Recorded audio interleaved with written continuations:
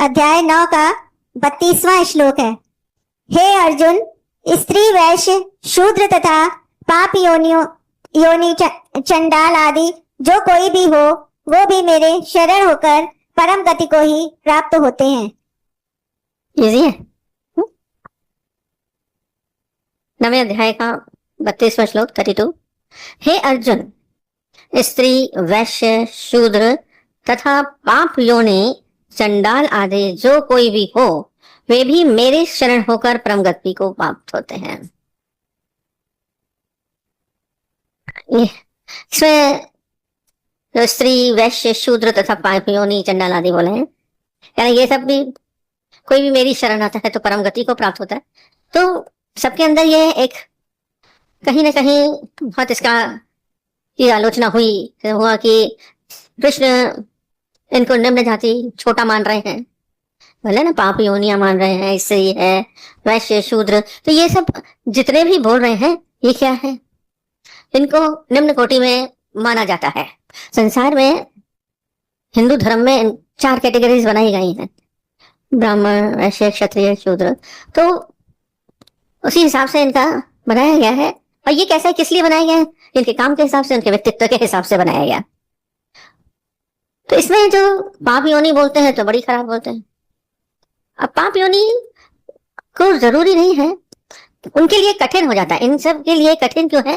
जो पाप योनि वाले हैं उनको देखिए, घर में जो छोटी योनि से आए, पाप योनि से आए, तो उनको ऐसा एटमॉस्फेयर नहीं मिलता है, ना ऐसा घर मिलता है।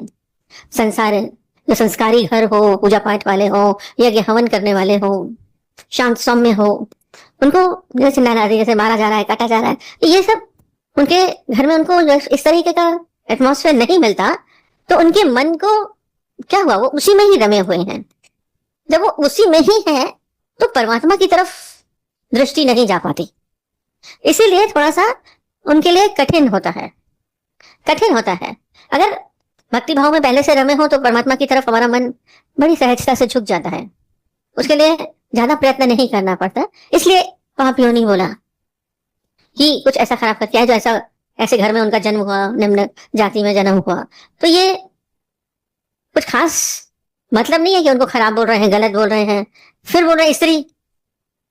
हमारे हिंदू समाज में पुरुष वर्ग को बहुत अलग महत्व दिया जाता है। स्त्री अकेले कैसे करेगी, अकेले कैसे जाएगी, ये कार्य पुरुष के लिए है। पहले तो बहुत ज्यादा बोला जाता था, उनको कमजोर माना जाता है। स्त्री वर्ग को थोड़ा सा कमजोर मानते हैं और पुरुष वर्ग को स्ट्रांग मानते हैं।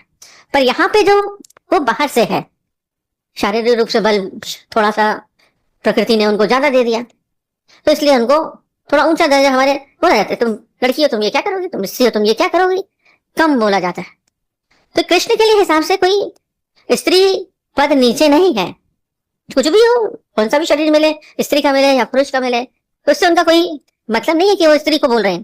पर स्त्री का कहने का मतलब क्या होता है, जो उसके अंदर, जिसके अंदर, अब ये नहीं कि खाली स्त्री पुरुष जो हम लोग बोल रहे हैं, इसमें कृष्ण का अर्थ श्रेण चित्त और पुरुष चित्त।